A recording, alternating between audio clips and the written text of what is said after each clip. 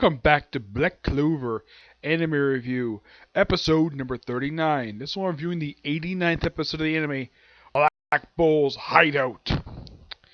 Yeah, this one surprisingly does not cover the next couple chapters in the manga. This one covers chapters 138 and 139. This is meanwhile, back at the Hideout, we see Yumi get a letter from Vengeance, asked to apologize to happen to Federal. And of course he goes out on his broomstick. Vanessa goes to visit Federal, who's still in the royal capital. You have Magda, who goes out to do some training. And, well, Charmy decides to go get some food. So who's left for the Hideout? Well, we have Zora, Noelle, Luck, and Ash are off basically battling at the Aminat's hideout. Who is left in the Hideout? Why, it's the three characters with a letter G in their name. Goosh, Gray, and Gordon. And apparently, for some reason, I'm not sure how this is, apparently Gray, she can understand what the heck Gordon says. Yeah, despite the fact he mumbles.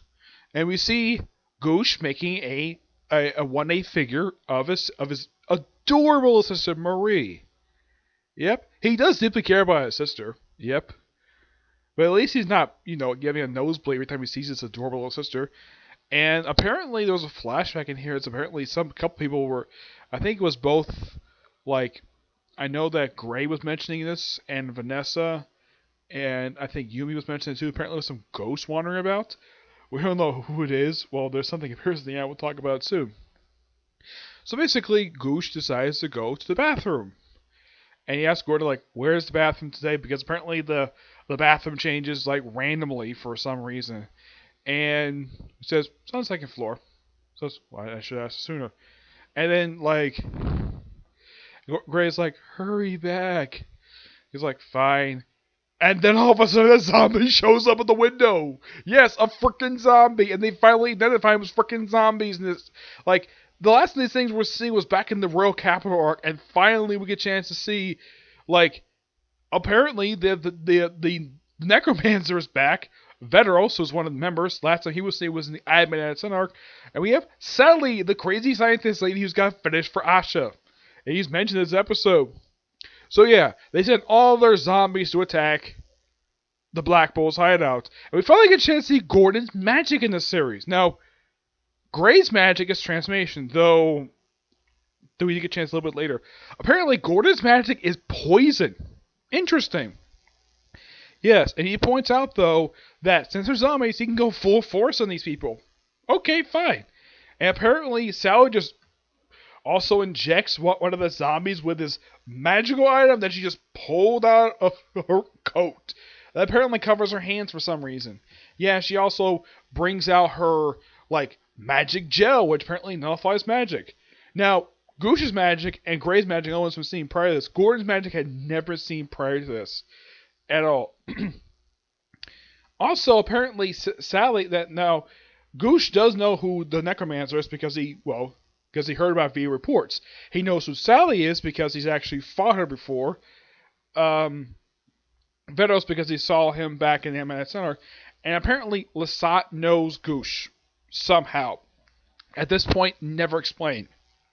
And of course, Goosh is actually thinking about that while this battle's going on. And then, they battle a bunch of zombies, and then they bring about this guy called Mikel Caesar, who apparently has a Frankenstein monster made from two dead magical captains. Who the heck these magical captains are, no idea, because they don't explain. And, of course, Goosh himself is shocked by it. He's also shocked by the fact apparently Gordon can talk normally, along with Gray. And apparently, Mikel Caesar whips out one hand. He figures out, it looks like he throws out like a freeze breath out of his hand. The other hand, he throws out a thorn whip. And while the zombies are tearing up the hideout, Gray managed to use magical conversion to transform the gel into freaking crystal. Enough so that Goosh can use his mirror magic to shatter the damn thing. Okay. And then, while the zombies was almost when you hear, emergency, emergency. And then, for some reason, the hideout starts to move itself. And then we had this guy in long white hair and white clothes. Yeah, this guy is later invented by later somebody socially was old friend of Yami's, and yeah, that's how the episode ends. So it's great to see Sally again in this series. I mean, this is the first time she did technically show up in a brief cameo in, I believe it was in, I think it was in the end of the previous arc. No, it was actually at the end of The Witch's Forest arc, the epilogue for that. But this is the first time she's been active in the series since the Item in that arc when she got basically knocked to a coma. Yes, along with Lasat, which now they're both out of comas. Yep. But we're never going to find out who the mysterious white guy is in next week's episode. Crazy Magic Battle. Yeah, I at least got to appreciate the fact this whole meanwhile at the Black Bull's hideout. And I'm sure they're probably hoping that Yumi and everybody else comes back. I mean, Asha, Noelle, and Luck not come back, and Zora not come back for a while. So the other four should come back pretty soon. But yeah, it's getting pretty interesting. I'm loving where this is going. Awesome episode. This is one really good one. I'm looking forward to next week, which I think something more awesome is going to happen. It's probably going to cover the next couple chapters in the manga, which I think I covered the next two chapters that comes after between this and last episode. Who knows? They might cover it later. They might cover a later point, but yeah, great episode.